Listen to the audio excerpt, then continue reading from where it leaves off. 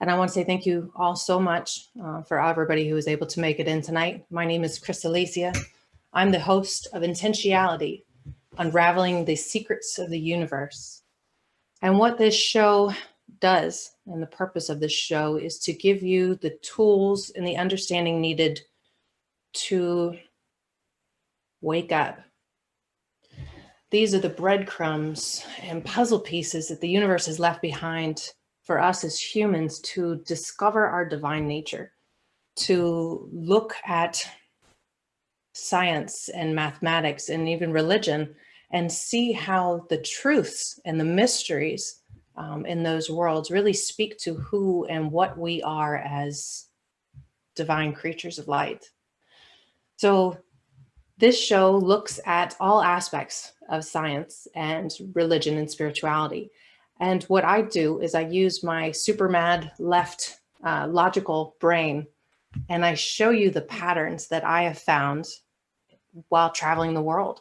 The more we understand the properties of water, the more we understand the way it behaves, the more we understand its potential to pass information and light across the globe at the speed of light, the more we can accelerate the movement as a people. And that's really the word that I'm hearing from my guides right now, is accelerate the ascension process. If we concentrate all of this divine love and nature then on water, well, what can't we do? And science has shown over and over and over again that water does behave this way. It behaves as if, well, it changes for us. It molds itself for us. It can be anything we need it to be. And it can learn. It will hold on to the memory of what it has learned. And it can affect other sources as it's introduced to them. So it's a very long recap, but I wanted to go into depth on some of those. So what does this mean? What's the point of all of this? And I've already touched on it a lot, but water is the key to ascension. It's everywhere. It's in every part of our existence. It is the reason we are here. It is the reason we survive. Moreover, it's affected by humans. Unlike anything else, there's nothing else in the world that affects water the same way that humans do. And that might be a bold statement. Don't quote me on that one. But we do have the ability to affect it based on our intention, our emotions, and what we introduce it to. If we could imprint love into water from a distance, say from here in my house in Virginia, I am able to imprint the Atlantic Ocean with love. The Atlantic Ocean is going to remember that imprint, that emotion, and it's going to hold on to it. And that imprinted emotion is going to just shift the balance of the water. And if it's just slight, because it's just me, it's just little old me. But maybe I don't do it by myself. Maybe I have other people in the audience who want to go and bless the Atlantic Ocean.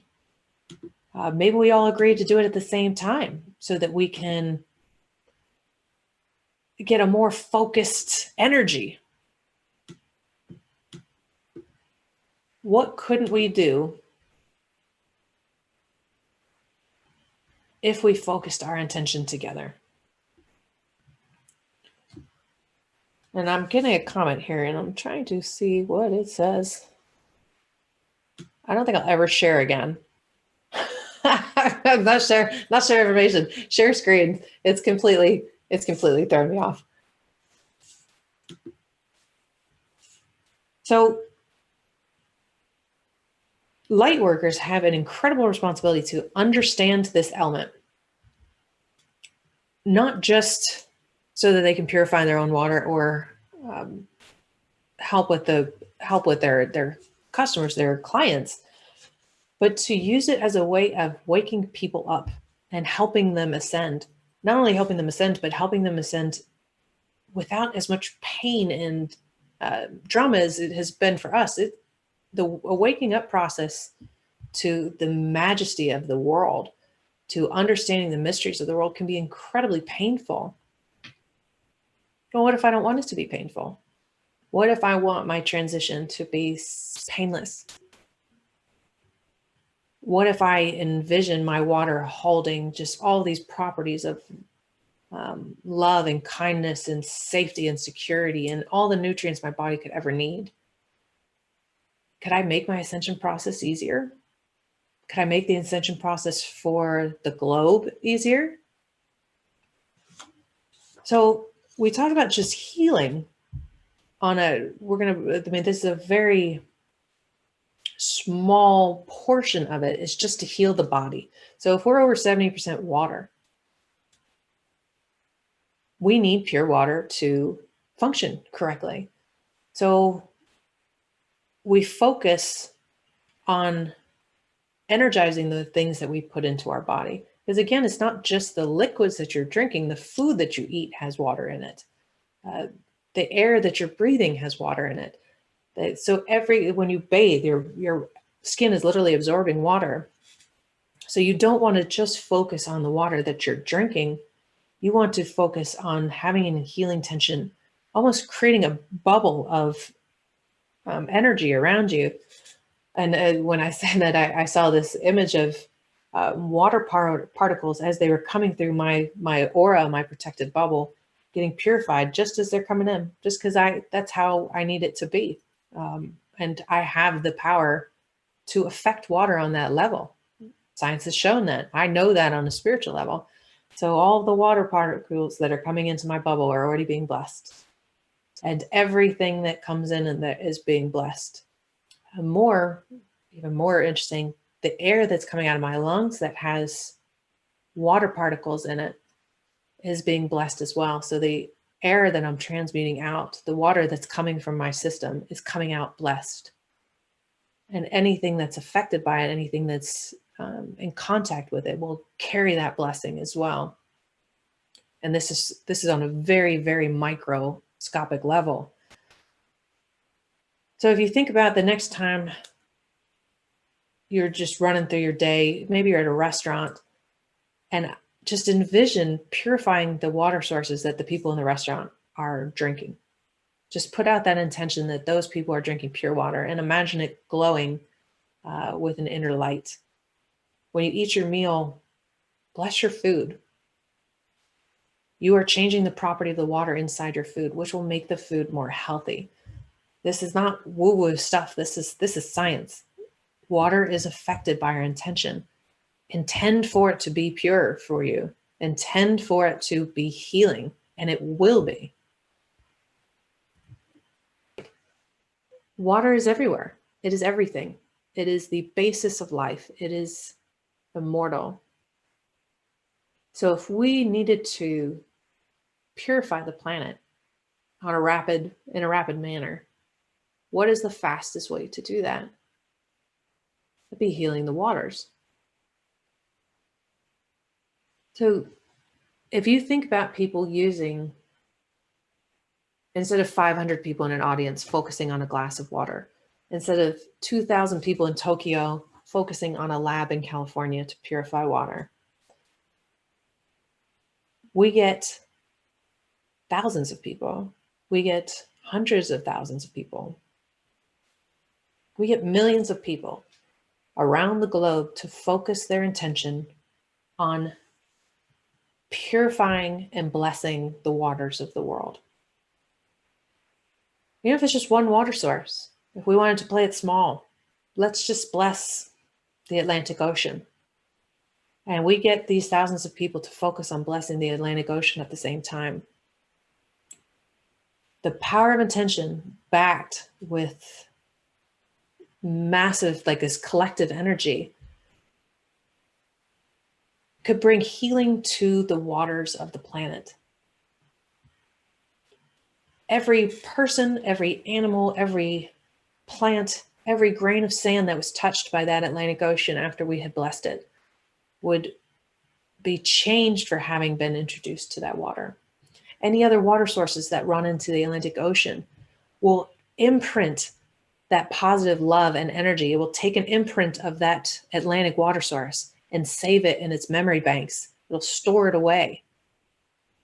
Maybe it'll even adapt itself to match the vibration of the Atlantic Ocean.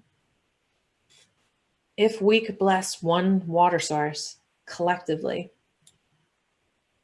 it would filter to every single particle of this planet, to include the human body, to include the air that we breathe, to include the food that we eat.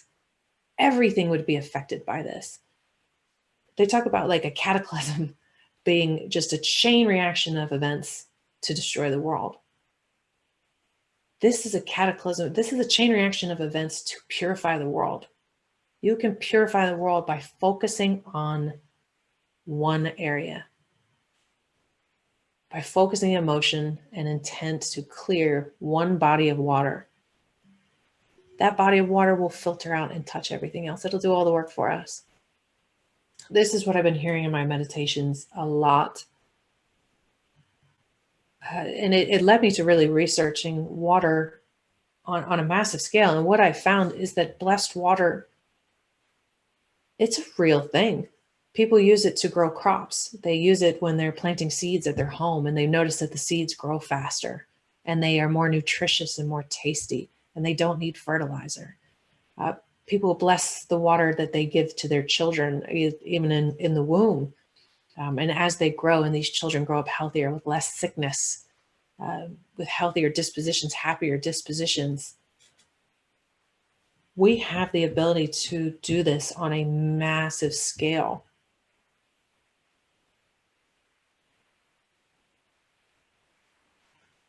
Let me move to the next slide first. So